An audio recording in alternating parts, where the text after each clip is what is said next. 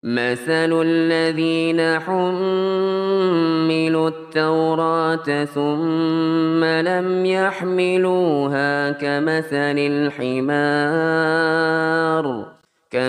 الحمار يحمل أسفارا بئس مثل القوم الذين كذبوا بآيات الله والله لا يهدي القوم الظالمين.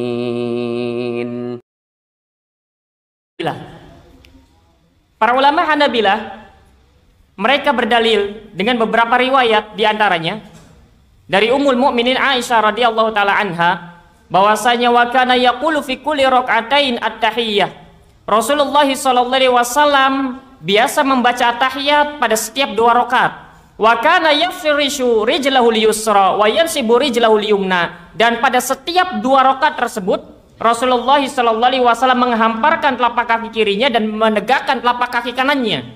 Rasulullah sallallahu alaihi wasallam pada setiap dua rakaat duduknya dengan cara iftirash.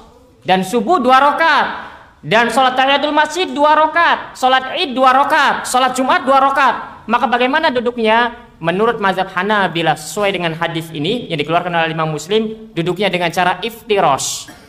Duduknya dengan cara iftirash. Kenapa? Karena Rasulullah SAW duduk iftirash setiap kali dua rakaat. Setiap kali dua rakaat dalam sholatnya maka Rasulullah duduk iftirash. Itu hadis yang pertama.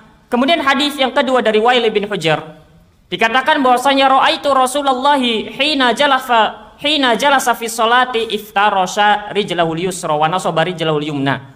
Aku melihat Rasulullah sallallahu alaihi wasallam hina jalasa fi shalah, ketika duduk di dalam salatnya, iftarasha rijlahul yusra, menghamparkan telapak kaki kirinya, wa nasaba rijlahul yumna, menegakkan kaki kanannya. Rasulullah sallallahu alaihi wasallam ketika duduk di dalam salatnya duduk dengan cara iftirash. Di dalam riwayat yang lain yang dikeluarkan oleh Imam Tirmizi, falamma jalasa ya'ni litasyahud, ketika Rasulullah SAW duduk, maksudnya adalah duduk tasyahud, iftarasha rijlahul yusra wa wada'a yadahul yusra ya'ni ala fakhidhil yusra wa nasaba rijlahul yumna. Ketika Rasulullah SAW duduk tasyahud, maka Rasulullah SAW menghamparkan kaki kirinya, kemudian meletakkan tangan kirinya di atas paha kirinya, wa nasaba rijlahul yumna, kemudian menegakkan kaki kanannya, duduk iftirash ketika duduk tasyahud. Kemudian dikatakan di dalam riwayat Al-Imam Tabarani, wa idza jalasa iftarasha, ketika Rasulullah SAW duduk di dalam salat yaitu tasyahud, maka Rasulullah SAW duduk dengan cara duduk iftirash. Dan terakhir dikatakan bahwasanya di dalam riwayat Al-Imam Ibnu Hibban dari sahabat yang mulia Abdullah bin Zubair, kana Rasulullah idza jalasa fi rak'atain iftarashal yusra wa nasabal yumna. Apabila Rasulullah SAW duduk pada dua rakaat, maka Rasulullah SAW menghamparkan telapak kaki kirinya dan menegakkan kaki kanannya. Hadis yang gamblang yang jelas di dalam riwayat Al-Imam Muslim dan di dalam riwayat Ibnu Hibban ini dari Ummul Mukminin Aisyah bahwasanya Rasulullah SAW ketika duduk pada dua rakaat duduknya iftirash. Riwayat Ibnu Hibban dari sahabat yang mulia Abdullah bin Zubair ini pun dikatakan sama. Rasulullah SAW pada sholat yang dua rakaat duduknya iftirash. Sekarang pertanyaannya, sholat subuh berapa rakaat? Jawabannya dua. Sholat tahiyatul masjid berapa rakaat? Dua. Sholat id berapa rakaat? Dua. Bagaimana cara duduknya? Jawabannya duduknya iftirash. Adapun mazhab Syafi'iyah berbeda halnya dengan mazhab Hanabilah ini. Kalau mazhab Hanabilah sesuai dengan apa yang disebutkan oleh Asy-Syaikh bin Baz, pada sholat yang terdiri dari dua rakaat duduknya iftirash. Mana dalilnya? Rasulullah SAW duduk atau firrokatain, duduknya dengan cara iftirash. Adapun mazhab Syafi'i, mereka berpandangan bahwa sholat yang dua rakaat sekalipun, semisal subuh, id, tahiyatul masjid dan lain sebagainya, duduknya adalah tawarruk. Apa dalil mereka? Dikatakan bahwasanya mazhab al-Imam Syafi'i, mereka berdalil dengan hadis yang dikeluarkan oleh Imam Al-Bukhari dari sahabat yang mulia Abu Humaid As-Sa'idi. Dikatakan fa iza jalasa fi rak'atain jalasa ala rijlihil yusra. Rasulullah SAW itu apabila duduk pada dua rakaat, maka Rasulullah SAW duduk di atas telapak kaki kirinya, wa nasabal yumna, dan Rasulullah menegakkan kaki kanannya. Rasulullah SAW pada sholat yang 2 rakaat duduknya iftiros. Kemudian dikatakan wa idza jalasa fi raqatil akhirah qaddama rijlahul yusra wa nasabal ukhra wa qa'ada ala maq'adatihi. Dan ketika Rasulullah SAW duduk pada ar-rakaah al-akhirah, pada rakaat terakhir dalam salatnya, maka Rasulullah SAW kemudian memasukkan kaki kirinya dan menegakkan kaki kanannya. Kemudian Rasulullah SAW duduk pada posisinya, duduk dengan cara tawarruk. Dari hadis yang mulia ini, mazhab Syafi'i kemudian menyimpulkan, beristidlal, sekarang sholat subuh, duduk terakhirnya apakah itu pertengahan sholat atau akhir sholat? Menurut mereka sholat subuh atau sholat tahiyatul masjid atau sholat Jumat, maka duduk terakhirnya itu merupakan rakaat terakhir, sehingga masuk ke dalam hadis ini. Di dalam hadis ini dikatakan apabila Rasulullah duduk pada 2 rakaat duduknya iftiros, dan apabila Rasulullah SAW duduk pada rakaat terakhir. Nah sekarang sholat subuh mana rakaat terakhirnya? Yang akhir itu, yang 2 rakaat itu. Maka bagaimana duduknya? Jawabannya kata mazhab Syafi'i, pokoknya semua rakaat terakhir duduknya dengan cara tawarruk. Maka sholat subuh pada rakaat terakhirnya pengen 2 rakaat, maka duduknya tawarruk. Maka sholat apapun yang dikerjakan 1 rakaat, 5 rakaat, 3 rakaat, selama itu disebut rakaat terakhir, maka duduknya tawarruk. Sesuai dengan sabda Rasulullah SAW di dalam riwayat Al-Imamul Bukhari ini. Pendapat yang pertama kemudian mengatakan, mengomentari, menjawab apa dalil yang dibawa oleh mazhab Syafi'i. Dikatakan, dalil yang kau bawakan itu menceritakan tentang sholat yang terdiri yang memiliki 2 tasyahud. Sedangkan yang kita bahas ini adalah sholat yang hanya memiliki 1 tasyahud pertama. Dan yang kedua, sholat yang kita bahas ini adalah sholat yang terdiri dari 2 rakaat. Sehingga ketika engkau membawakan dalil yang itu merupakan menjelaskan tentang sholat 4 rakaat yang terdiri dari 2 tasyahud, maka tidak tepat. Kenapa? Karena di dalam hadis Abu Humaid As-Sa'idi jelas bahwasanya 2 rakaat pertama maksudnya tasyahud awal, duduknya iftiros. Dan rakaat terakhir maksudnya rakaat yang keempat. Sedangkan sholat subuh hanya terdiri dari 2 rakaat. Sehingga pendalilanmu dengan membawakan dalil yang mulia ini maka kurang tepat. Kemudian dijawab lagi oleh para ulama mazhab Syafi'i. Baik, adapun dalil yang kalian pakai wahai Hanabilah atau yang sejalan dengan pendapatmu, bahwasanya sholat yang terdiri dari 2 rakaat itu duduknya iftiros, kurang tepat juga. Dari sisi mana kekurang tepatannya? Pertama, hadis-hadis yang kalian bawakan itu sifatnya umum. Apa maksud sifatnya umum? Ketika dikatakan bahwasanya Rasulullah SAW pada setiap 2 rakaat duduk iftiros, ini ada kemungkinan bahwa Aisyah Ummul Mukminin, bahwa sahabat yang mulia Ibnu Zubair sedang menjelaskan tasyahud awal. Sebagaimana di dalam hadis Abu Humaid ini jelas gamblang. Kalau tasyahud awal jelas duduknya dengan cara iftiros. Sedangkan ini tidak ada atau tidak jelas, tidak sorry, tidak gamblang menerangkan bahwa yang dimaksud adalah rakaat terakhir pada sholat subuh. Dalil yang kalian bawakan. Sehingga dari sini kurang tepat apa yang kalian bawakan. Maka kemudian dikatakan oleh mereka, para ulama mazhab Hanabilah, baik. Kalau kita melihat kepada sholat subuh, sholat Jumat, sholat yang lain yang terdiri dari 2 rakaat, maka di sana tidak disebutkan secara gamblang, secara jelas bagaimana posisi duduknya pada rakaat terakhir. Pada tasyahudnya ini hanya ada 1 tasyahud saja, dan yang terdiri dari 2 rakaat saja. Ketika kita mengatakan bahwa duduknya tawaruk dengan dalil yang 4 rakaat, maka kurang tepat. Karena sedang membicarakan tasyahud pertama dan tasyahud terakhir. Adapun ketika mazhab Hanabilah membawakan dalil yang umum, dikatakan kurang tepat juga. Kenapa? Karena 2 rakaat itu bisa jadi sedang menjelaskan tentang tasyahud pertama. Maka bagaimana jalan keluarnya? Kok semuanya tidak tepat? Jawabannya kembali ke hukum asal. Apa itu hukum asalnya? Menurut mereka bahwasanya sholat 2 rakaat itu yang terdiri dari 2 rakaat, hukum asalnya adalah duduk iftiros.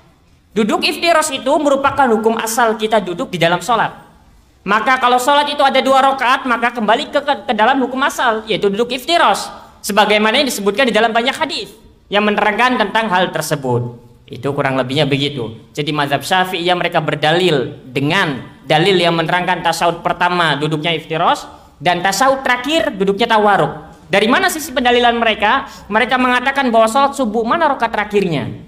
Maka kita akan katakan ya rakaat kedua itu. Maka mereka akan mengatakan kalau begitu duduknya dengan cara tawaruk. Kenapa? Di dalam hadis Abu Humaid As-Sa'idi menjelaskan tasyahud awal duduknya iftiros dan tasyahud akhir duduknya tawaruk. Tidak dikatakan tasyahud kedua, tapi tasyahud akhir. Kenapa? Karena ada di sana sholat yang tasawuf akhir dan tasawufnya hanya ada satu, contohnya subuh. Maka masuk ke dalam hadis ini, yaitu dengan cara duduk tawaruk. Baik, bagaimana jalan keluarnya? Kalau ana pribadi sendiri, sebagaimana kita sebutkan pada pertemuan yang lalu, kalau apa yang ana amalkan sendiri, ana lebih condong kepada pendapat mazhab Syafi'i. Hanya saja kalau kita ingin duduk iftiros, maka tadi ilmunya itu begitu. Di sana digunakan dengan dalil-dalil yang umum, sifatnya bahwasanya sholat setiap 2 rakaat maka duduknya iftiros. Bagaimana cara pendalilan kita? Apa yang kita amalkan adalah dengan duduk tawaruk. Diantara penguatnya adalah pertama, kalau kita membahas tentang masalah rakaatnya maka tidak akan ada ujungnya. Baiklah kita katakan bahwa sholat 2 rakaat duduknya iftiros. Sekarang bagaimana kalau sholat yang terdiri dari 1 rakaat? Ada tidak sholat yang terdiri dari 1 rakaat? Ada. Sekarang bagaimana duduk pada sholat yang 1 rakaat? Kira-kira apa jawabannya? Kalau kita ingin mengatakan iftiros, mana dalilnya? Karena dalil yang umum hanya menjelaskan tentang di setiap 2 rakaat duduknya iftiros. 1 rakaat bagaimana? Begitu. Tapi kalau misalkan itu yang pertama 1 rakaat, kemudian bagaimana kalau sholatnya 3 rakaat? 3 rakaat dan hanya memiliki 1 tasyahud. Bagaimana duduknya? Kalau kita ingin mengatakan duduknya iftiros, sekarang mana dalilnya? Dalilnya ya tadi hanya disebutkan bahwa setiap 2 rakaat duduknya iftiros. Sekarang 3 rakaat. Bagaimana kalau sholatnya 5 rakaat? Bagaimana kalau sholatnya 7 rakaat? Dan itu ada. Bagaimana kita akan menjawab sholat-sholat ini bagaimana duduknya? Maka kalau kita menggunakan keumuman hadis yang 2 rakaat, kita tidak akan bisa menjawab sholat-sholat ini. Kalau kita ingin mengatakan baik, yang dimaksud bukan bilangan 2-nya, tapi yang dimaksud adalah 1 tasyahudnya. Nah, sebagian ulama bilang begitu. Kenapa? Kalau kita fahami dari 1 tasyahudnya, maka akan menjawab pertanyaan-pertanyaan ini. 1 rakaat apa duduknya iftiros? Mana dalilnya? Ya ini yang 2 rakaat ini. Loh, itu kan menjelaskan tentang 2. Bukan tentang 2 kita fokusnya, tapi kita melihat kepada tasyahudnya ada berapa. Yang disebutkan ini 2 rakaat ada 1 tasyahud, maka semua sholat yang hanya memiliki 1 tasyahud, berapapun jumlah rakaatnya, maka duduknya iftiros. Kalau difahaminya begitu, hanya saja gamblang dalam teks-teks hadis ini menerangkan tentang 2 rakaat, 2 rakaat, 2 rakaat. Sehingga sulit bagi kita untuk memecahkan masalah-masalah semacam ini. Berbeda halnya kalau kita menggunakan sisi pendalilan mazhab Syafi'i. Mazhab Syafi'i kaidahnya mudah. Tasyahud pertama duduknya iftiros dan tasyahud akhir. Kali baca tasyahud akhir, bukan tasyahud kedua, bukan. Tasyahud akhir. Maka semua sholat kalau itu disebut tasyahud akhir, maka duduknya tawaruk, selesai urusan. Ingin 1 rakaat tinggal ditanya itu tasyahud keberapa? Tasyahud akhir, duduk tawaruk. 3 rakaat, tasyahud apa ini? Awal atau akhir? Jawabannya akhir, maka duduk tawaruk. Sehingga dari sini kemudian Al-Imam Ibnu Hajar Al-Asqalani, Al-Imam Syaukani menjelaskan bahwasanya hadis yang mulia ini menjelaskan kepada kita kaidah yang umum bahwa tasyahud pertama duduknya iftiros. Kemudian sahabat yang mulia ini menjelaskan sebuah kaidah yang kita bisa pakai untuk seluruh sholat. Apa itu? Apabila pada rakaat yang terakhir, di dalam riwayat yang lain apabila pada sujud yang terakhir, di dalam riwayat yang lain dikatakan apabila itu merupakan salam terakhir, bagaimana duduknya? Duduknya tawaruk. Dan ini merupakan kaidah baku yang bisa kita gunakan untuk sholat yang 1 rakaat, untuk sholat 3 rakaat, untuk sholat 5 rakaat. Selama itu disebut tahiyat akhir, selama itu disebut salam terakhir, selama itu disebut sujud terakhir pada sholat tersebut, maka duduknya tawarruk. Ini lebih mudah untuk difahami. Itu yang pertama jawabannya. Kemudian yang kedua, kalau kita berbicara tentang bilangan atau tasyahudnya, maka tidak akan pernah ada ujungnya. Kalau kita fokus bilangan pada 2 rakaat, maka nanti di sana hadis tidak menerangkan tentang 1 rakaat atau 3 rakaat atau 5 rakaat. Kalau kita berbicara tentang tasyahudnya, maka di sana tidak disebutkan gamblang tasyahud apa yang dimaksud. Karena hanya dikatakan fi kulli rakaatain at-tahiyyah. Hanya begitu saja.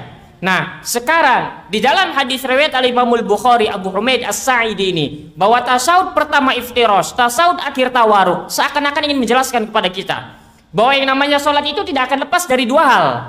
Bahwa yang namanya sholat itu tidak akan lepas dari 2 tasyahud. Pertama tasyahud awal dan yang kedua tasyahud akhir.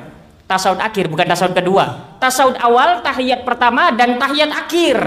Hanya ada 2 pilihan itu saja. Tahiyat akhir ini kalau kita petakan nanti terbagi menjadi 2. Ada kalanya tahiyat akhir yang kedua pada rakaat yang keempat atau rakaat yang ketiga. Ada kalanya tahiyatnya hanya 1 dan dia merupakan tahiyat akhir. Nah sekarang kalau pada tasyahud pertama, tahiyat pertama duduknya iftiros atau tawarruk, Maka jawabannya sesuai dengan kaidah di dalam hadis ini, duduknya iftirash. Selama itu disebut tahiyat pertama, selama itu disebut tasyahud pertama, maka duduknya iftirash.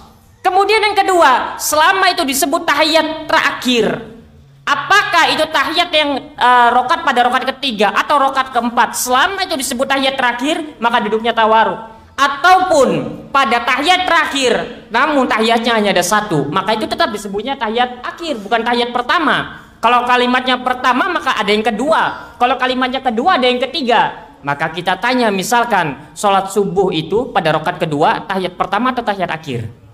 Terakhir. Kalau kita katakan itu tahiyat pertama, berarti salah. Kalimat pertama menunjukkan ada yang kedua. Sekarang pada sholat zuhur, dua rakaat pertamanya tahiyat pertama atau tahiyat akhir? Jawabannya tahiyat pertama. Maka tahiyat pertama sesuai kaidah dalam riwayat Imam Bukhari Muslim ini, maka duduknya iftirash. Dan tahiyat terakhir, maka kalimatnya terakhir, maka duduknya adalah tawarruk. Itu diantara cara untuk menguatkannya. Wallahu ta'ala alam bissawab. Iya, iftirash dan tawarruk mudah kayaknya. Iya, iftirash mudah kayaknya. Kalau iftirash duduk di telapak kaki kiri, tegakkan semuanya. Kalau bisa jari jemarinya kemudian menghadap kiblat semua. Tapi kalau tidak bisa, yang penting nempel jari jemarinya. Begitu. Kan harusnya nempel semua itu lima-limanya. Semuanya nekuk, semua ngadap ke kiblat kalau bisa. Kalau tidak bisa ya sudah, yang penting nempel tanah saja. Kalau yang nempelnya cuma satu bagaimana? Tidak mengapa, yang penting nempel, yang penting jangan sengaja diangkat. Gitu. Ingin dicontohkan iftirash atau sudah tahu gambarannya? Ya kayaknya kalau iftirash sudah mudah, gampang. Tawaruk juga mudah. Tawaruk wallahu ta'ala alam bisawab, ada 3 cara tawaruk terkait dengan kaki kanan. Kan biasanya kayak gitu saja, kaki kanan tegakkan. Ini yang pertama. Yang kedua ada juga yang begitukan atau dimundurkan belakang begitu. Sudah, ini 3. 1, 2, 3. Tergambar tidak? Misalkan kita bayangkan kita sedang duduk tawaruk. Duduk yang kita bisa pakai itu cara yang pertama. Kemudian kaki kanannya dikebelakangkan, ditidurkan ke belakang. Itu cara yang kedua. Kemudian atau dimiringkan semua begini. Ini cara yang ketiga. Tapi yang afdol ditegakkan begini dan jari jemarinya mengarah ke kiblat semuanya. Itu cara tawaruk yang utama. Begitu, insya Allah tergambarlah. Ya, itu tawaruk dan iftirash. Ini murojaah saja pertemuan yang lalu. Baik, kemudian disebutkan oleh Syekh bin Baz rahimahullah ta'ala, dan ini pembahasan kita.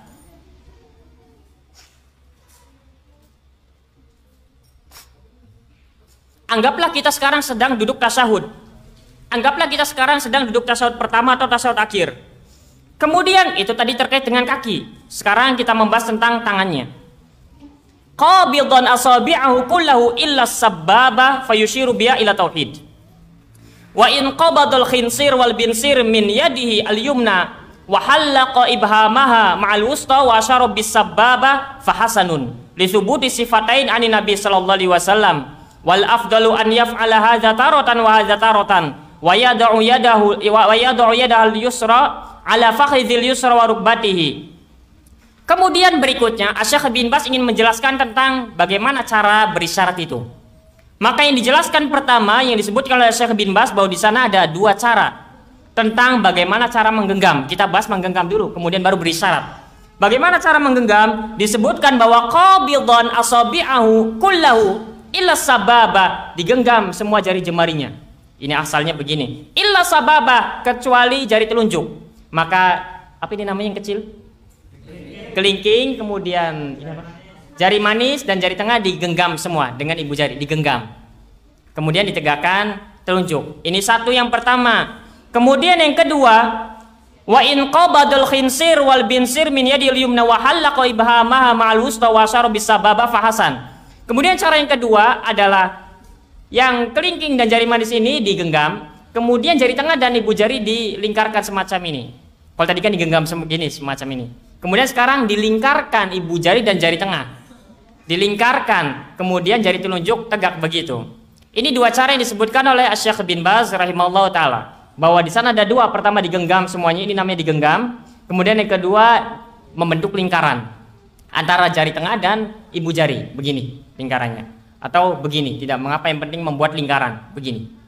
Ini 2 cara yang disebutkan oleh Syekh bin Baz rahimahullah taala. Kemudian berisyarat dengan jari telunjuk. Sudah, hanya begitu. Nah, di sini kita ingin membahas terkait dengan masalah isyarat ini. Pertama yang harus difahami adalah secara asal seorang kalau diam saja kedua tangannya begini saja di pahanya atau di lututnya, tidak berisyarat sekalipun, maka sholatnya sah. Maka pembahasan terkait dengan isyarat telunjuk ini pembahasannya hanya dari segi afdol dan tidak afdol. Hanya dari segi bahwa ini merupakan sunnah saja, yang kalaupun tidak dikerjakan sama sekalipun maka tidak merusak sholatnya. Ini yang harus didudukan permasalahannya terlebih dahulu. Sehingga dari sini kalau ada yang berbeda dari kita cara nunjuknya sekalipun, maka tidak bermasalah. Karena ini hanya dari sisi afdoliyahnya saja. Dikatakan oleh Al-Imam Nawawi menukilkan ucapan Al-Imam Syihabuddin Ahmad Al-Burulisi. Dikatakan bahwasanya wa kaifa fa'ala min hadzal hayat faqad ata bis sunnah wa innamal khilafil afdal.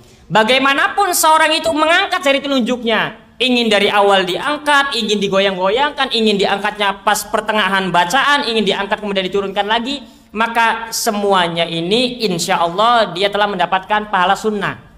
Kenapa? Wa innamal khilafu fil afdol. Karena perbedaan pendapat terkait dengan berisyarat ini hanya dari sisi afdoliyah saja.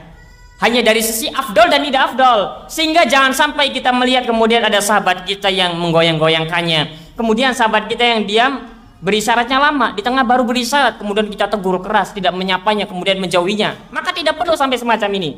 Kenapa? Karena ini hanya dari sisi afdol dan tidak afdolnya saja. Ini yang mesti kita pahami di awal.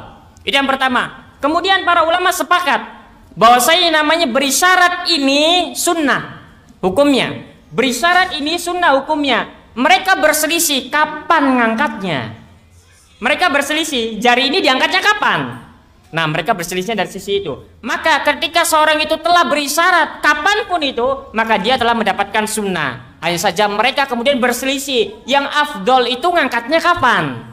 Sebagian mereka mengatakan yang afdol adalah digerak-gerakan ke atas ke bawah, yang nanti akan kita bahas dan lain sebagainya. Sebagian mereka yang afdol adalah diangkat dari awal dan lain sebagainya. Dari sisi afdol dan tidak afdol saja. Karena namanya perbedaan pendapat ini banyak bentuknya, dan ini mesti kita pahami agar kita mengetahui tidak semua perbedaan pendapat itu tercela, juga tidak semua perbedaan pendapat itu terpuji. Ada kalanya perbedaan pendapat itu tercela, ada kalanya perbedaan pendapat itu malah dianggap terpuji. Di sana ada perbedaan pendapat antara yang hak dengan yang batil. Sehingga di sini kita tidak boleh berlapang dada. Sudahlah, tidak mengapa, berbeda juga. Padahal permasalahannya antara yang hak dengan yang batil. Di sana ada perbedaan pendapat antara yang roji dengan yang marju. Antara yang roji dengan yang marju. Maka dari sini tidak boleh kemudian seorang keras di dalamnya. Di sana ada perbedaan pendapat antara yang sunnah dan tidak sunnah. Maksudnya dikerjakan dapat pahala, tidak pun tidak mengapa. Hanya sebatas itu. Di sana ada perbedaan pendapat dari sisi mana yang afdol dan tidak afdol saja. Kalau dikerjakan manapun maka dia telah mengamalkan sunnah, hanya kurang afdol menurut sebagian ulama. Di sana ada perbedaan pendapat antara sunnah dan bid'ah. Maka perbedaan pendapat beraneka ragam bentuknya, dan tidak setiap perbedaan pendapat itu tercela, juga tidak setiap perbedaan pendapat itu terpuji. Kita harus dudukkan dulu, ini perbedaan pendapat ini dalam hal apa? Yang kita bahas, yang akan kita sebutkan nanti perbedaan pendapatnya dari sisi yang afdol dan tidak afdol. Dari sisi yang afdol dan tidak afdol. Mana saja yang kita ingin pilih maka tidak mengapa. Hanya saja seorang berupaya untuk dia mengamalkan sesuatu itu berdasarkan ilmu. Sehingga ketika dia mengamalkan hal tersebut, dia mendapatkan ganjaran pahala yang banyak atas keyakinannya di atas ilmu tersebut. Baik, ini yang pertama. Bahwasanya perbedaan pendapat ini hanya dari sisi yang afdol dan tidak afdol. Bukan antara sunnah dan bid'ah, bukan antara yang hak dengan yang batil, bukan. Tapi ini dari sisi afdoliyah saja. Kemudian berikutnya, berbicara tentang berisyarat dengan jari telunjuk. Kalau kita melihat, kumpulkan hadis-hadis yang berkenaan dengan ini, maka kita akan mendapatkan 3 model hadis. Yang pertama dikeluarkan oleh Imam Muslim dan lain sebagainya dari Ibnu Umar radhiyallahu taala anhuma, anna Nabiy sallallahu alaihi wasallam kana idza jalasa fi sholati wa da'a yadayhi ala rukbatayhi wa rafa'a isba'ahu al-yumna allati talil ibhama fada'a biha wa yadahu al-yusra ala rukbatihi al-yusra basitaha 'alaiha. Bahwasanya Nabi sallallahu alaihi wasallam apabila duduk fi sholat, duduk tasyahud di dalam sholat, wa da'a yadayhi ala rukbatayhi, meletakkan kedua tangannya di lututnya, wa rafa'a isba'ahu al-yumna allati talil ibham, dan kemudian mengangkat berisyarat dengan jari yang setelah ibu jari. Maksudnya jari telunjuk. Fada'a biha, Rasulullah SAW berdoa dengannya. Wa yadahu liyusra ala rukbatihi liyusra, dan tangan kiri ini diletakkan di atas lutut kirinya, basitaha 'alaiha, dengan dihamparkan. Ini pertama. Hadis yang pertama menerangkan hanya sekedar isyarat saja. Ini hadis yang disepakati oleh seluruh ulama karena hadisnya sahih. Pertama, hadisnya hanya menyebutkan tentang isyarat saja, bahwa Rasulullah SAW berisyarat di dalam sholat, sudah, dengan jari telunjuk. Kemudian hadis yang kedua, hadis yang menerangkan bahwasanya dari Abdullah bin Zubair, annahu dzakara anna Nabiy sallallahu alaihi wasallam kana yushiru bi usbu'ihi idza da'a wa la yuharrikuha. Hadis yang kedua menerangkan bahwa Rasulullah SAW berisyarat di dalam salatnya dan tidak menggerak-gerakannya. Ini hadis jenis atau model yang kedua terkait dengan isyarat. Hadis jenis yang kedua terkait dengan isyarat. Hadis ini kemudian terjadi perselisihan pendapat para ulama akan kesahihannya. Para fuqaha rata-rata mereka mensahihkan hadis ini. Sebagian para ulama al-hadis mengatakan bahwa hadis ini ada kelemahan di dalamnya, sehingga hadis ini tidak bisa menjadi pegangan. Ini hadis model yang kedua. Kemudian hadis yang ketiga, jenis yang ketiga, dikatakan dari Wail bin Hujr yang dikeluarkan oleh Imam An-Nasa'i, "Tsumma qabadu isnatain min asabi'ihi wa halaqa halqatan." Kemudian Rasul menggenggam dua jarinya ini, kelingking dan jari manis. Kemudian Rasulullah SAW melingkarkan ibu jari dan jari tengah. Tsumma rafa'a isba'ahu, kemudian menegakkan jari telunjuknya. Fara'aituhu yuharrikuha yad'u biha. Kemudian aku melihat Rasulullah SAW menggerak-gerakkan jari telunjuknya ini dan Rasulullah SAW berdoa dengannya. Maka kita simpulkan dulu, dalil-dalil yang kita sedang kaji ini ada tiga jenis. Pertama, hanya sekedar isyarat saja, isyarat dengan jari telunjuk. Yang kedua, isyarat dan tidak digerak-gerakan. Yang ketiga, isyarat dan digerak-gerakan. Isyarat dan digerak-gerakan. Ini hadis-hadis yang menerangkan tentang isyarat di dalam sholat. Hadis-hadis ini kemudian difahami oleh para ulama al-madzahib al-arba'ah, atau kita katakan bahwasanya para ulama dari al-madaris al-arba'ah mereka berselisih pendapat tentang mana yang paling utama ketika memahami tiga hadis jenis model ini. Mazhab Hanafiyah mereka berpandangan bahwa yang utama menurut mereka, madaris mazhab Abu Hanifah, mereka memandang bahwasanya yang utama itu adalah caranya begini. Kalau mazhab Hanifah, tangannya itu di lutut semua begini, kemudian berisyarat dengan jari telunjuknya diangkat begini. Ini mazhab Hanafiyah, jadi hanya diangkat begini saja, tidak begini, tidak, tapi begini, jari telunjuknya diangkat begini. Kapan diangkatnya? Menurut mereka bahwasanya diangkat itu ketika mengucapkan la ilaha, ketika membaca at-tahiyat, kemudian asyhadu alla ilaha, la ilaha, mengucapkan la ilaha, kemudian diturunkan kembali ketika mengucapkan illallah. Jadi dari at-tahiyat sampai asyhadu tidak diangkat, diam saja, tangan begini. Kemudian asyhadu alla ilaha illallah, taruh lagi sampai salam. Ini yang utama, yang afdol menurut mazhab Hanafiyah. Mereka berdalil dengan hadis-hadis yang tadi kita bawakan. Tiga hadis itu. Kemudian mereka menyimpulkan bahwasanya kalau begitu caranya adalah la ilaha illallah. Ini mazhab Hanafiyah. Yang afdol menurut mereka begitu. Mazhab Malikiyah mereka mengatakan berisyarat itu dari awal. Jadi yang namanya berisyarat itu dari awal. Kalau mazhab Hanafiyah kan tidak. Berisyaratnya ketika mengucapkan la ilah, kemudian diletakkan lagi ketika mengucapkan illallah. Kalau mazhab Malikiyah berisyarat dari awal, dari ketika duduk itu sudah berisyarat. Kemudian mazhab Malikiyah berpegang dengan hadis yang menggerak-gerakkan jari. Hadis Wail bin Hujr, fara'aitu yuharrikuha. Bagaimana menurut mereka menggerak-gerakkan jari itu? Menurut mereka caranya, cara menggenggamnya pertama adalah begini. Begini tangannya. Bukan digenggam begini, bukan dilingkarkan begini, tapi ini digenggam, kemudian ini sama seperti arah jari telunjuk ke kiblat begini. Kemudian digerak-gerakannya bagaimana? Ke kanan ke kiri dengan pelan. Ini mazhab Malikiyah. Cara memegangnya begini, kemudian menggerak-gerakannya begini dengan perlahan.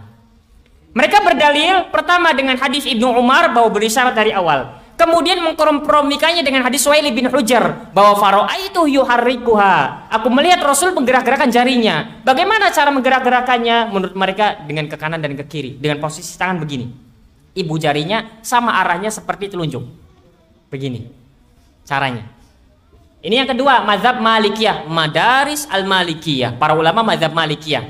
Sebagian para ulama mazhab Malikiyah, Ibnu Qasim dan lain sebagainya, berpandangan bahwasanya yang benar, yang tepat adalah tidak digerak-gerakan. Hanya isyarat saja dari awal. Jadi tangannya begini modelnya. Ini 3, kemudian ibu jari ngarah ke kiblat beserta telunjuk. Jadi begini saja.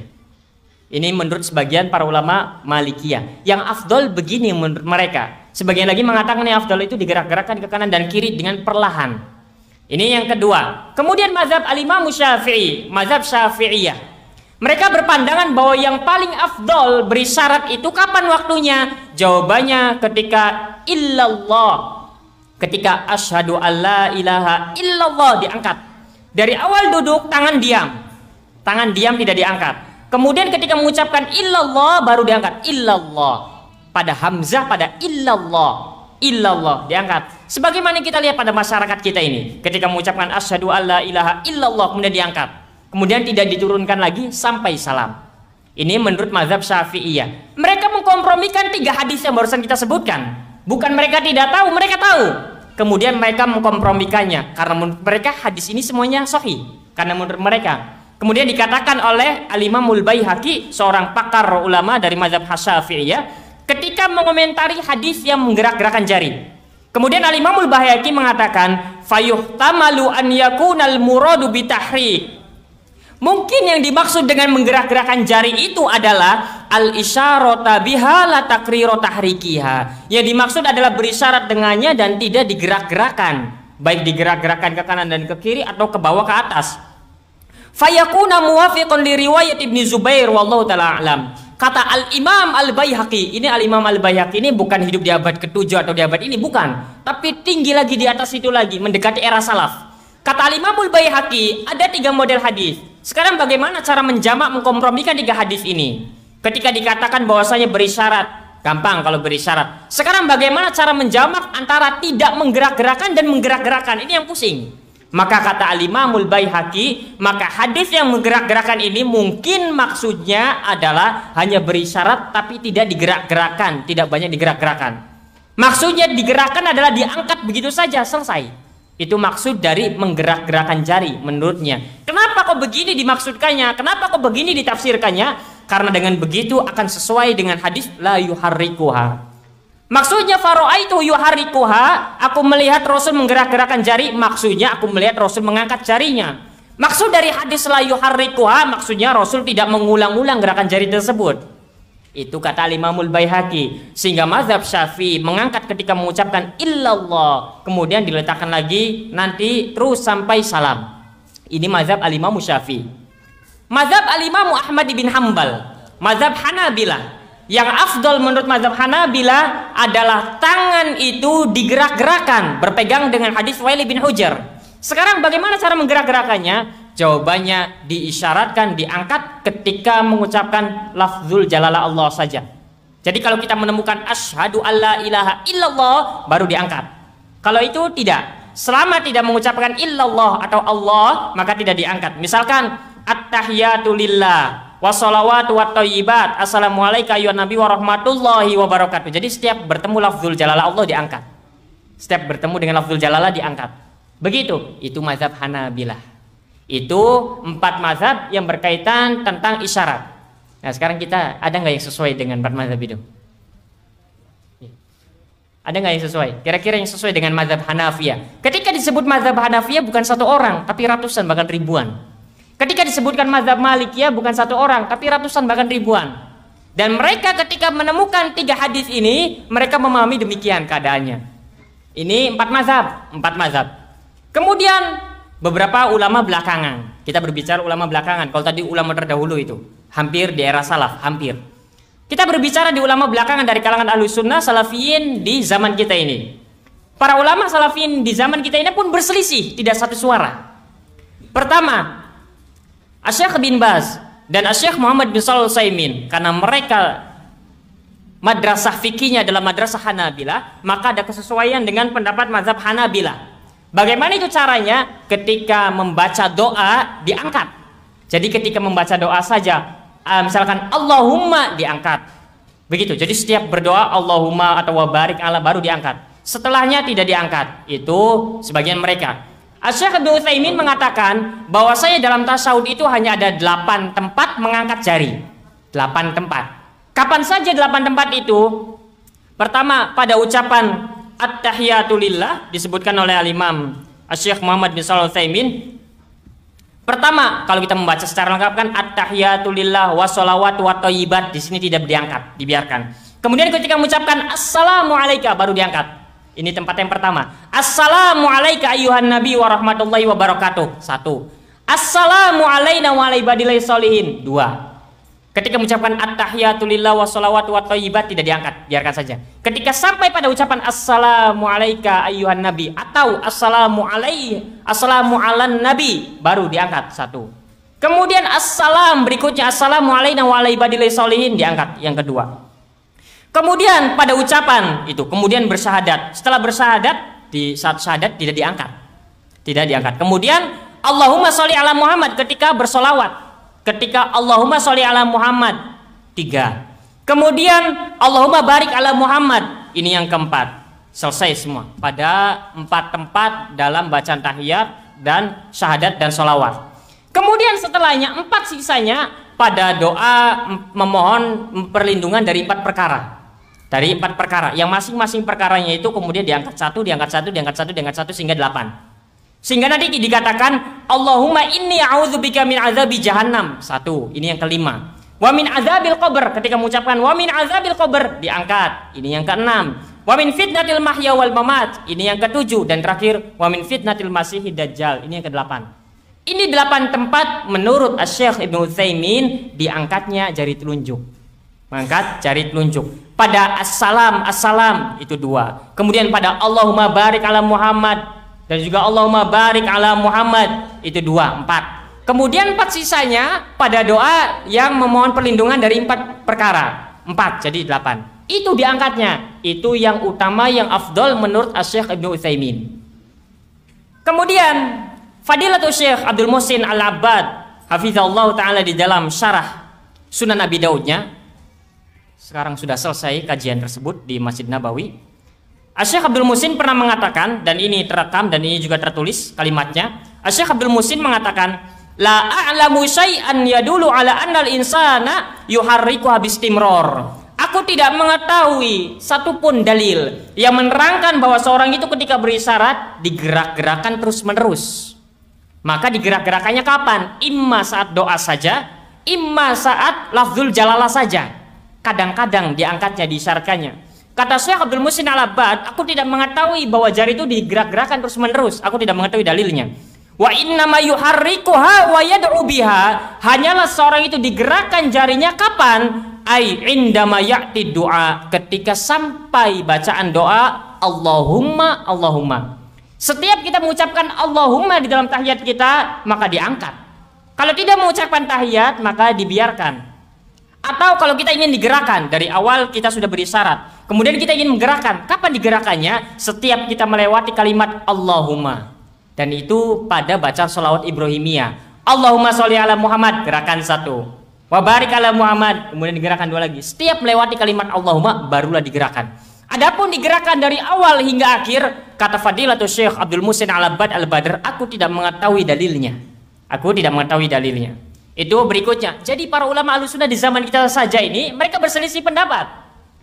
Syekh Muqbil Ibn Hadi Al-Wadi'i berpandangan bahwa yang namanya jari itu hanya diisyaratkan saja dari awal sampai akhir tanpa digerak-gerakan.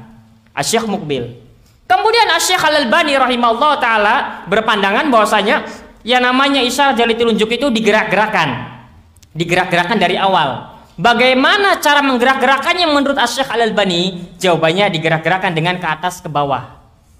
Bagaimana cara menggerak-gerakan ke atas ke bawah itu? Kalau kita melihat Syekh Al-Albani ketika di dalam syarahnya di kitab Tamamul Minnah, ketika mentaklik kitab kitab Fikih Sunnah Sayyid Sabiq, beliau mengomentari dari pemaparan ini, dari perselisihan pendapat para ulama ini, kata Syekh Al-Albani, yang lebih dekat kepada sunnah adalah mazhab Hanabilah. Kenapa? Karena di sana berisyarat, hanya saja cara berisyaratnya kurang tepat. Tapi yang paling mendekati kebenaran mazhab Hanabilah. Bagaimana? Harusnya dari awal berisyarat itu, kata Syekh Al-Albani.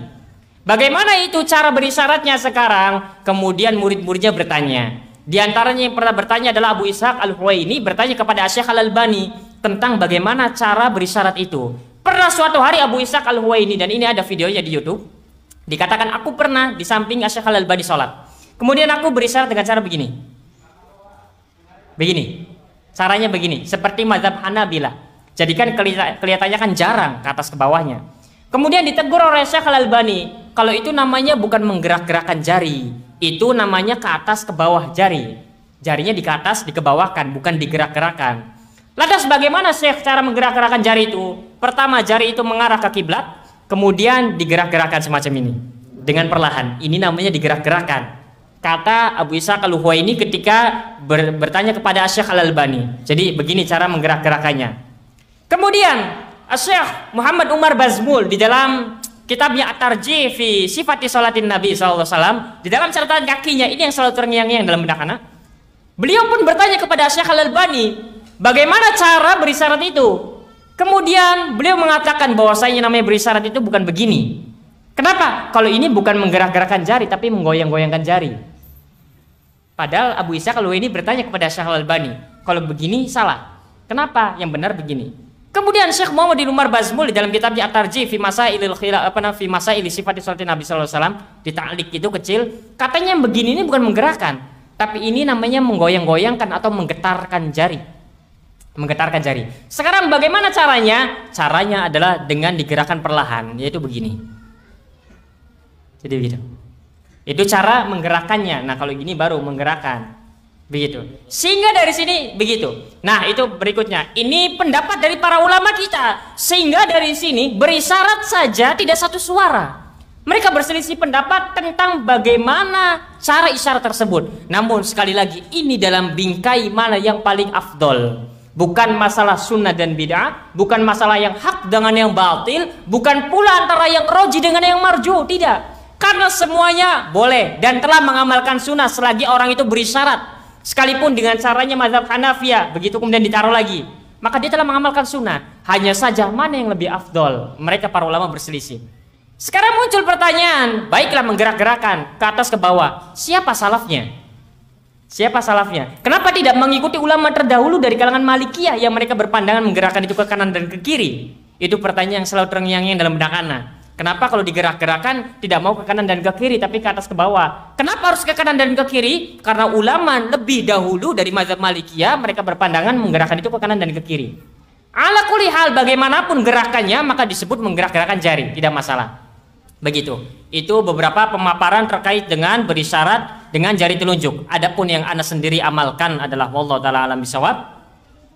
Ana lebih nyaman bahwa yang namanya berisyarat dengan jari sebagaimana yang dikatakan oleh sebagian mazhab Malikiyah, ulama Malikiyah, bahwa pertama jari itu berisyarat saja dari awal. Berisyarat dari awal. Adapun wallahu taala alam bisawab, ana pribadi lebih condong bahwa dua hadis yang menerangkan la yuharrikuha dan yuharrikuha, kedua-duanya ada kelemahan di dalamnya. Sehingga bagaimana caranya? Berisyarat saja. Sekarang kapan waktunya berisyarat itu? Jawabannya dari awal. Nah sekarang siapa yang mengatakan dari awal? Pertama Al-Imam Ibnul Munzir ketika menjelaskan bahwa yang namanya berisyarat itu zahirnya dari awal. Kemudian Al-Imam Al-Mubarakfuri ketika mensyarah hadis tersebut dikatakan bahwasanya zahirul ahadits yadullu 'alal isyarati min ibtida'il julus. Bahwasanya zahir hadis Ibnu Umar khususnya bahwa yang namanya berisyarat itu dari awal duduk. Dari mana sisi pendalilannya? Dikatakan bahwasanya di dalam hadis tadi anna Nabi sallallahu alaihi wasallam idza jalasa, kalimatnya pertama Rasulullah sallallahu alaihi wasallam apabila duduk, kemudian dikatakan wa rafa'a isba'ahu, kalimatnya idza jalasa wa rafa'a, dan kalimatnya dengan menggunakan waw. Kalimat wa rafa'a isba'ahu menunjukkan bahwasanya Rasul duduk bersamaan dengan jari itu diisyaratkan. Kalau kalimatnya tsumma rafa'a, maka isyaratnya nanti. Baik nanti ketika mengucapkan asyhadu alla ilaha illallah atau ilallahnya saja. Sekarang dari mana kita bisa menyimpulkan bahwa zahir hadis berisyaratnya dari awal? Dari kalimat yang mana? Itu pendalilan. Jawabannya pada kalimat iza jalasa. Pertama, apabila Rasulullah SAW duduk, apa yang beliau lakukan? Digandengkan dengan kalimat waw dan. Bukan kemudian, bukan lalu, tapi wa rafa'a isba'ahu. Dan Rasul berisyarat dengan jari telunjuknya. Kalimat wa rafa'a isba'ahu menunjukkan bahwa kapan berisyarat itu berbarengan dengan Rasul duduk. Maka Al-Imam Al-Mubarakfuri di dalam Tuhfatul Ahwazinya mengatakan bahwasanya zahir hadis isyarat dari awal. Begitu. Kenapa kok bisa dikatakan dari awal tidak di tengah saja? Kalau misalkan isyaratnya di tengah, maka teks hadisnya kalau secara zahir berbunyi bukan wa rafa'a, tapi summa rafa'a atau fa rafa'a. Karena kalimat summa dan fa rafa'a artinya lalu atau kemudian. Namun digandengkan dengan kalimat waw, wa rafa'a. Ini menunjukkan bahwasanya diangkatnya jari itu berbarengan dengan duduknya Rasulullah SAW. Ini yang lebih menenangkan, wallahu taala alam bisawab. Begitu. Ini yang anak condong kepadanya. Adapun jamaah barangkali ketika kita menerangkan tadi, Anda lebih condong pendapat mazhab Hanafi Ustaz. Tidak mengapa. Yang penting tahu caranya. Begitu tadi caranya begini. Dan kapan caranya? Anda lebih condong pendapat mazhab Syafi'i Ustaz. Tidak mengapa. Yang penting caranya tahu. Anda lebih condong pendapat Syekh Al-Albani Ustaz. Yang penting tahu. Pertama, jari telunjuk ini selalu menghadap kiblat, kemudian digerakkan perlahan. Begini. Bukan begini. Kalau ini namanya menggoyangkan, menggetarkan. Maka digoyangkan begini. Begitu. Karena kata Syekh Al-Albani, dari 4 pendapat mazhab para ulama ini, yang lebih dekat kepada sunnah adalah mazhab Hanabilah. Hanya saja caranya kurang tepat. Karena mazhab Hanabilah jarang diangkatnya. Karena setiap ketemu lafzul jalalah Allah, diangkat lagi, kemudian diam lagi. Diangkat lagi, diam lagi. Kata Syekh Al-Albani ini kurang tepat. Harusnya digerakkan itu dari awal sampai akhir. Tapi bagaimana cara gerakannya? Perlahan. Begini. Begitu. Itu cara untuk menggerak-gerakkan jari jemari di dalam tasyahud kita. Wallahu taala alam bisawab. Baik, tanggung sedikit lagi. Kita baca dulu sedikit. Nah, itu tadi cara bagaimana cara menggenggam. Pertama, kalau sesuai teks hadis, maka ada beberapa cara. Pertama digenggam semacam ini. Kemudian yang kedua dilingkarkan semacam ini. Atau boleh juga ini begini, hanya nempel saja. Atau boleh begini. Ini namanya lingkaran. Atau boleh juga begini. Jempolnya dengan ibu jari itu ngarah ke atas ke depan. Tinggalan ini terserah kita. Kita ingin bagaimana, misalkan kita ingin menggerak-gerakkan ke atas ke bawah, ya sudah boleh begini caranya. Jadi jempol dan jari telunjuknya itu ngarah ke kiblat begini. Begitu. Jadi ada 3. Pertama begini digenggam, yang kedua begini, atau boleh juga begini. Yang penting lingkaran, yang ketiga begini. Adapun yang disebutkan oleh mazhab Hanafiyah, wallahu taala alam bisawab, ini cara yang kurang tepat. Kalau mau begini atau begini atau begini, itu lebih tepat. Dan kemudian jari telunjuk ini mengarah ke kiblat. Jari telunjuk ini mengarah ke kiblat, bukan dengak ke atas, bukan juga dengak ke bawah, tapi benar-benar lurus ke kiblat. Mazhab Hanabilah berpandangan bahwa jari jemari itu nggak lurus begini, tapi agak dibengkokkan sedikit. Namun hadis yang dijadikan pijakan ada kelemahan di dalamnya.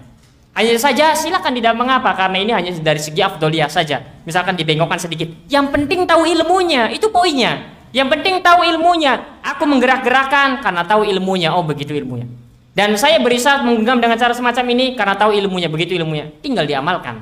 Begitu. Dengan begitu itu namanya kita mengamalkan di atas ilmu. Sekali lagi perselisihan ini dalam bingkai mana yang afdol dan kurang afdol saja. Semuanya telah mendapatkan ganjaran sunnah kalau kita berisyarat kapanpun. Hanya saja tinggal kembali kepada masing-masing. Mana yang lebih kita tenang dan tentram ketika mengamalkan. Maka itulah yang kita anggap paling afdol menurut kita. Begitu. Wallahu ta'ala alam bisawab. Kemudian dikatakan oleh Syekh bin Baz, "Tsumma yaqra'u at-tasyahhud fi hadzal julus wa huwa", kemudian membaca doa tahiyat tasyahud di dalam duduk ini sebagaimana yang telah kita ketahui. Dan kalau bacaan-bacaan semacam ini silakan untuk mencarinya di Hisnul Muslim atau di bacaan-bacaan yang lain. Di majelis kita ini kita hanya membahas beberapa hal yang cukup pelik dan rumit. Kalau ada pun bacaan-bacaan ini bisa dengan mudah kita dapati dan tidak perlu untuk membahasnya lebih mendalam lagi. Bacaannya sebagaimana yang telah kita baca, at-tahiyatu lillah wa shalawatu wa thayyibat, assalamu alayka ayyuhan nabi wa rahmatullahi wa barakatuh. Hanya saja pada kalimat assalamu alayka ayyuhan nabi, sebagian ulama mengatakan assalamu alayka ayyuhan nabi sebagaimana tertera di dalam teks hadis. Sebagian ulama lagi karena para sahabat mengamalkannya bukan begitu. Kenapa? Karena itu hanya dalam ketika Rasulullah SAW hidup saja. Ketika Rasulullah SAW telah wafat, maka kalimatnya bukan assalamu alayka ayyuhan nabi, assalamu alayka, assalamu alan nabi, begitu kalimatnya. Sudah bukan assalamu alayka ayyuhan nabi. Hanya saja dua bacaan ini diperbolehkan. Kemudian assalamualaikum wa ala ibadillahis sholihin. Asyhadu an la ilaha illallah wa asyhadu anna Muhammadan abduhu wa rasuluh. Allahumma sholli ala Muhammad wa ala ali Muhammad kama sholaita ala Ibrahim wa ala ali Ibrahim innaka Hamidum Majid. Wa barik ala Muhammad wa ala ali Muhammad kama barakta ala Ibrahim wa ala ali Ibrahim innaka Hamidum Majid. Dan bacaan tahiyat ini banyak aneka ragamnya sebagaimana yang tertera di dalam buku-buku zikir dan doa dalam bacaan salat. Kemudian wa yasta'idzu billahi min arba'in fayaqul. Seorang yang salat ini kemudian berlindung kepada Allah Subhanahu wa taala dari 4 perkara. Dengan membaca Allahumma inni a'udzubika min azabi jahannama wa min azabil qabri wa min fitnatil mahya wal mamat wa min fitnatil masihid dajjal. Yang penting berlindung dari 4 perkara. Bagaimana bentuknya atau urutannya terserah. Yang penting tinggal dilihat, kembalikan kepada apa yang kita baca. Karena perbedaan beberapa riwayat di dalamnya. Yang penting berlindung dari azab jahannam, kemudian dari azab kubur, dari fitnah kehidupan dan kematian, dan dari fitnah al-masih ad-dajjal. Itu. Kemudian tsumma yad'u bima yasha'u min khairid dunya wal akhirah. Setelah seorang meminta perlindungan dari 4 perkara ini, apa yang dilakukan? Maka dia boleh berdoa kepada Allah Subhanahu wa taala sesuai dengan apa yang dia inginkan dari kebaikan dunia dan akhirat. Ketika selesai dalam rentetan bacaan doa ini, jangan kemudian buru-buru salam. Baca dulu atau berdoa dulu kepada Allah Subhanahu wa taala sesuai dengan doa yang kita inginkan. Karena ini di antara tempat mustajab dikabulkannya doa, yaitu waktu sebelum salam. Waktu sebelum salam. Wa idza da'a li walidayhi aw ghairihi minal muslimina fala ba'sa. Kalau seseorang itu berdoa untuk kedua orang tuanya atau untuk kaum muslimin, maka tidak mengapa. Sawa'un kanati sholatu faridatan aw nafilatan. Apakah salatnya itu adalah salat fardu ataukah salat sunnah? Li umumi qauli Nabi sallallahu alaihi wasallam fi hadits Ibnu Mas'udin lamma 'allamahu tasyahud. Sebagaimana keumuman hadis Nabi sallallahu alaihi wasallam ketika mengajarkan Abdullah bin Mas'ud radhiyallahu taala anhu bacaan tasyahud. Tsumma la yatakhayyara minad du'a a'jabahu ilaihi fayad'u. Kemudian seorang itu hendaknya memilih dari doa yang diinginkannya. Wa fil lafdhin akhar tsumma la yakhtara minal mas'alati ma yasha. Liyakhtar, hendaknya seorang itu memilih dari doa yang diinginkannya. Wa hadza yaumu jami'a ma yanfa'ul 'abdu fid dunya wal akhirah. Dan ini mencakup apa yang bermanfaat bagi seorang hamba di dunia dan di akhirat. Tsumma yusallimu an yaminihi wa shimalihi qailan assalamualaikum warahmatullahi. Assalamualaikum warahmatullah. Dan di akhir majelis ini kita ingin menjelaskan tentang bagaimana cara salam sedikit. Cara salam yang paling utama ada 3 cara yang kita inginkan. Ada 2 pembahasan terkait dengan salam. Pertama, lafadznya bagaimana. Yang kedua, gerakannya bagaimana. Lafadz dan gerakannya. Pertama kita berbicara tentang lafadznya dulu. Ada 3 lafadz yang ini disepakati oleh para ulama bahwasanya lafadz ini sahih dari hadis Rasulullah SAW. Pertama, bunyinya assalamualaikum warahmatullah. Assalamualaikum warahmatullah. Assalamualaikum warahmatullah ke kanan, assalamualaikum warahmatullah ke kiri. Nanti kita akan sebutkan bagaimana gerakannya. Ini yang pertama bunyinya. Yang kedua berbunyi assalamualaikum warahmatullah, assalamualaikum titik. Ini cara yang kedua bacaannya. Cara yang ketiga hanya 1 kali salam dengan kalimat assalamualaikum. Dari hadis Ummul Mukminin Aisyah radhiyallahu taala anha riwayat Al-Imam An-Nasa'i. Begitu bunyinya assalamualaikum ke kanan saja, kemudian selesai bubar salatnya. Ini 3 cara yang sahih datang dari Rasulullah SAW. Kemudian ada 2 cara lagi yang diperselisihkan oleh para ulama. Yang keempat berarti, yang keempat bagaimana bunyinya? Assalamualaikum warahmatullahi wabarakatuh. Dengan tambahan wabarakatuh. Ke kiri, assalamualaikum warahmatullahi wabarakatuh. Di dalam riwayat Al-Imam Abu Daud. Kemudian cara yang kelima, ke kanan assalamualaikum warahmatullahi wabarakatuh. Ke kiri assalamualaikum warahmatullah. Ini diperselisihkan oleh para ulama, tambahan wabarakatuhnya. Sebagian para ulama melemahkan tambahan ini. Syekh bin Baz sendiri pun mengatakan bahwa yang utama adalah 3 cara yang tadi. Tapi kalau seorang mengamalkan 2 ini karena mengikuti pendapat ulama yang mensahihkan atau karena kejahilannya, tidak taunya dia bahwa hadis ini ada kelemahan, maka tidak mengapa. Sah salatnya. Hanya saja yang lebih utama, ini kata Syekh bin Baz di dalam Fatwa Nur al-Darbnya mengatakan yang utama adalah 3 cara tadi. Assalamualaikum warahmatullah, assalamualaikum warahmatullah, assalamualaikum warahmatullah, assalamualaikum. Assalamualaikum, satu saja. Kemudian yang keempat dan kelima yang diperselisihkan, Assalamualaikum warahmatullahi wabarakatuh. Assalamualaikum warahmatullahi wabarakatuh. Yang terakhir, Assalamualaikum warahmatullahi wabarakatuh. Assalamualaikum warahmatullah. Itu bacaannya. Sekarang bagaimana gerakannya? Gerakannya para ulama berselisih. Gerakannya. Mazhab al-Imam Syafi'i mengatakan, mazhab al-Imam Syafi'i, bahwasanya seseorang itu mengucapkan salam dalam kondisi menghadap kiblat. Menghadap kiblat. Kemudian nanti dia ketika ingin menghadap ke kanan berbarengan dengan selesainya bacaan salam. Misalkan contoh kita Assalamualaikum warahmatullah, Assalamualaikum warahmatullah. Maka caranya bagaimana? Kalau kita sholat kita menghadap ke kiblat dulu, Assalamualaikum warahmatullah. Ketika geser ke kanan itu persis berbarengan dengan selesainya bacaan salam kita. Maka nanti ke kiri bagaimana? Balik lagi ke kiblat lagi. Assalamualaikum warahmatullah. Gesernya itu kita menghadap ke kiri itu berbarengan dengan bacaan salam kita. Itu kalau Assalamualaikum warahmatullah, Assalamualaikum warahmatullah. Tinggal disesuaikan saja bacaannya. Kalau misalkan sampai wabarakatuh ya Assalamualaikum warahmatullahi wabarakatuh. Begitu. Assalamualaikum warahmatullahi wabarakatuh. Disesuaikan. Kalau bacanya cuma satu kali ya Assalamualaikum. Berarti begitu saja. Kemudian sudah selesai. Ini menurut mazhab Syafi'i. Kenapa mereka begitu? Alasannya. Kenapa mereka berpandangan bahwasanya ketika mengucapkan salam itu menghadap kiblat dulu? Karena yang namanya salam itu, bacaan salam yang pertama merupakan rukun sholat. Salam itu yang namanya salam itu bacaannya, bukan gerakannya, rukun sholat. Adapun gerakannya adalah sunnah. Maka sebisa mungkin selama itu masih dalam rangkaian ibadah sholat, sebisa mungkin kita menghadapkan diri kita ke kiblat. Itu yang utama. Sehingga ucapan Assalamualaikum masih ke kiblat karena ini rukun. Karena kalau kita sholat geser saja bisa batal nanti sholatnya. Ketika sudah tidak lagi menghadap kiblat, maka yang utama adalah Assalamualaikum warahmatullah. Begitu. Itu alasan mereka. Mazhab Hanabila berpandangan lain.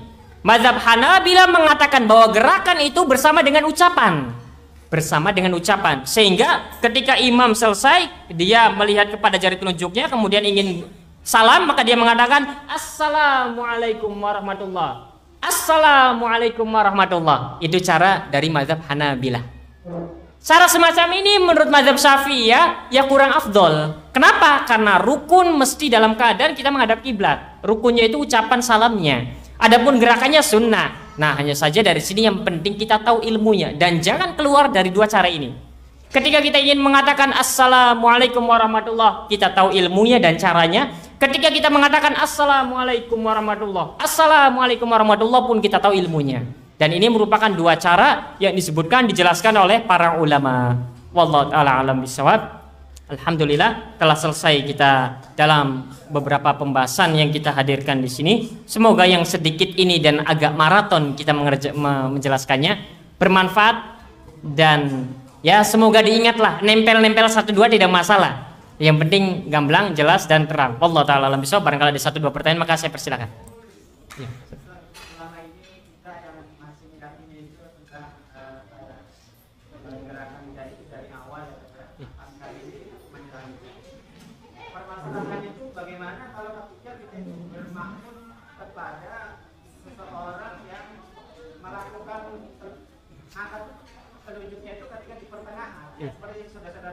Tapi ya.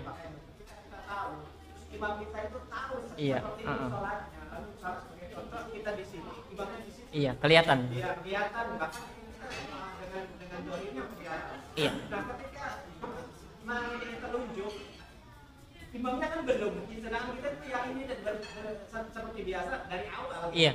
Apakah ini tidak termasuk mendahului imam itu? Iya. Gimana itu untuk kita supaya selamat daripada tidak mendahului imam, iya. Dan juga kita juga udah kebiasaan dari awal, iya. Akhirnya dari awal bagaimana Ustaz? Iya. Iya. Pertama, bahwasanya mengikuti imam itu dalam perkara-perkara yang nampak gamblang. Apa maksudnya nampak? Maka di sana ada gerakan-gerakan yang jelas, termasuk rukun. Apa itu? Berdiri, ruku, berdiri lagi, sujud, duduk. Itu namanya gerakan-gerakan yang jelas gamblang. Sehingga kita wajib mengikuti imam dan tidak boleh mendahului. Jangankan mendahului, bareng saja dengan imam itu dilarang. dalam gerakan-gerakan ini, dalam gerakan-gerakan inti. Apa itu gerakan inti? Berdiri, takbiratul ihram, kemudian ruku. Ini namanya gerakan-gerakan inti. Kita tidak boleh mendahului dan tidak boleh kemudian bersamaan. Bersamaan saja tidak boleh, apalagi mendahului.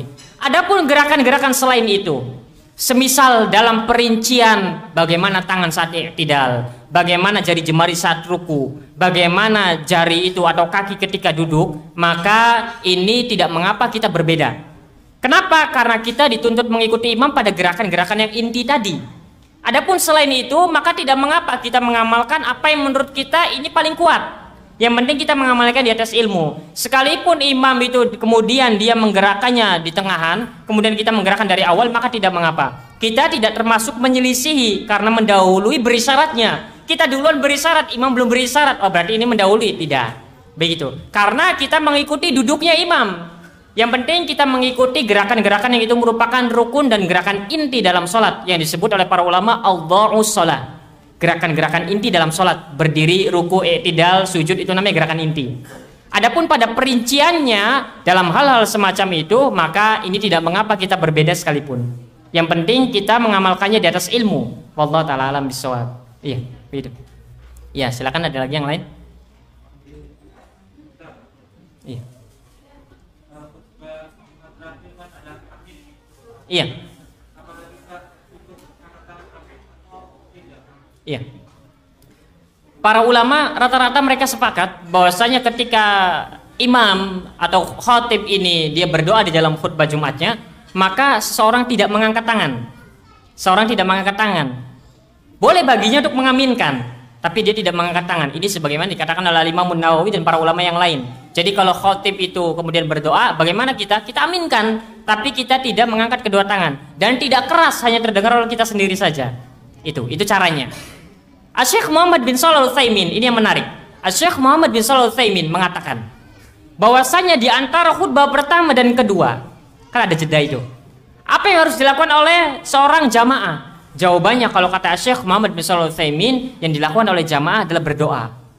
Bagaimana berdoanya? Mengangkat kedua tangan. Ini kata Syekh Muhammad bin Shalih Al-Utsaimin, kecuali bagi khatib. Kalau khatib dia sedang istirahat, di antara jeda antara khutbah pertama dan kedua, maka khatib diam saja. Adapun jamaah di bawah, maka dia mengaminkan berdoa masing-masing dengan waktu yang sempit itu. Karena ini di antara waktu dikabulkannya doa. Itu kata Syekh Muhammad bin Shalih Al-Utsaimin. Kemudian Syekh Muhammad bin Shalih Al-Utsaimin mengatakan, dan aku pun mengamalkan hal tersebut ketika aku tidak menjadi khatib. Ketika aku menjadi jamaah, ketika ada waktu jeda itu, kalau di masjid-masjid umum kan pada bersolawat, maka hendaknya seorang muslim itu dia berdoa dengan mengangkat kedua tangannya kemudian berdoa. Ini salah satu pandangan saja, salah satu pandangan para ulama. Adapun ketika doa khotib yang terakhir itu di rakaat kedua, maka seorang mengaminkan tapi tidak mengangkat kedua tangannya. Diaminkan saja, dia diam tapi diaminkan, tapi tidak perlu teriak-teriak, cukup amin, amin, dan tidak perlu mengangkat tangan. Begitu, hanya diam saja. Wallahu taala alam bisawab. Iya, silakan.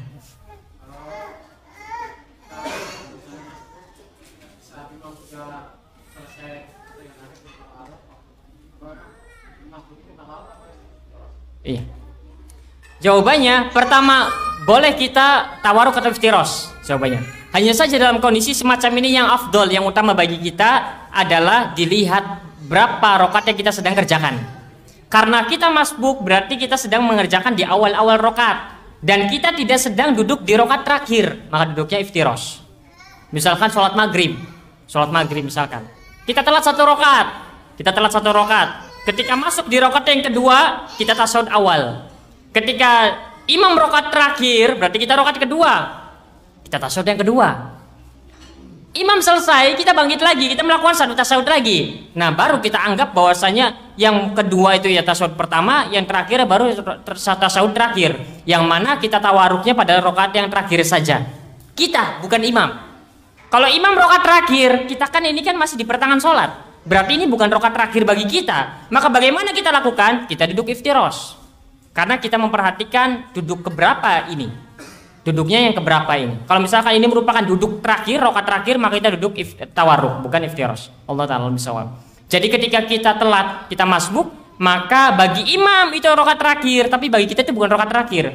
Sehingga bagi imam tawarruk, kita iftiros duduknya. Kita iftirash duduknya. Kita duduk tawarruknya pada rakaat terakhir atau tahiyat terakhir atau tasyahud terakhir saja. Begitu. Wallahu taala alam bissawab. Ya. Ya, silakan. Ya, terakhir.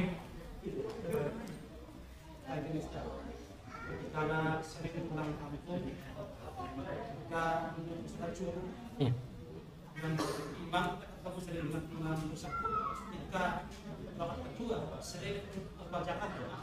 Iya. Gimana ya? Iya. Mengisi tentang masalah sebab banyak teman-teman ada yang protes. Iya. Iya. Iya. Nah, sekarang bagaimana sikap makmum atau bagaimana sikap kita sebagai makmum kalau sholat Jumat rakaat yang keduanya ada kunutnya? Jawabannya ya kita ikut berdiri bersama imam. Kita berdiri bersama imam. Yang penting kita, saya tidak mau kunutan, akhirnya sujud duluan. Tidak. Kita tetap ikut berdiri. Terserah ingin berdiri diam saja tidak mengapa, ataukah berdiri mengangkat tangan pun tidak mengapa. Karena bagi kita sesekali kunut tidak masalah. Pengen di sholat Jumat, pengen di sholat Maghrib, pengen di sholat Isya tidak mengapa. Yang penting tidak ada kekhususan waktunya. Adapun menurut dia itu ada kekhususan waktunya, itu bagi mereka. Adapun bagi kita, karena kita kan sesekali ikut, maka tidak mengapa bagi kita meskipun mengangkat kedua tangan sekalipun. Meskipun. Hanya saja yang Anda perhatikan bahwasanya yang dilihat adalah maslahat dan mudarat. Kalau memang ada maslahatnya kita diam saja, ya sudah diam saja. Sesudah diam saja. Hanya saja kadang bermudarat kalau kita diam saja.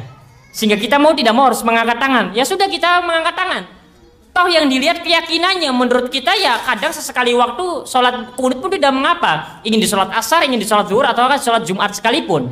Hanya saja menurut dia yang sunnah itu adalah pada rakaat kedua pada sholat Jumat menurutnya misalkan. Maka itu urusan dia dengan Allah Subhanahu wa taala. Adapun kita sesekali kunut tidak mengapa. Apalagi pada sholat-sholat 5 waktu pada Jumat dan lain sebagainya. Begitu. Jadi kalau anak pribadi lihat kepada maslahat dan mudarat.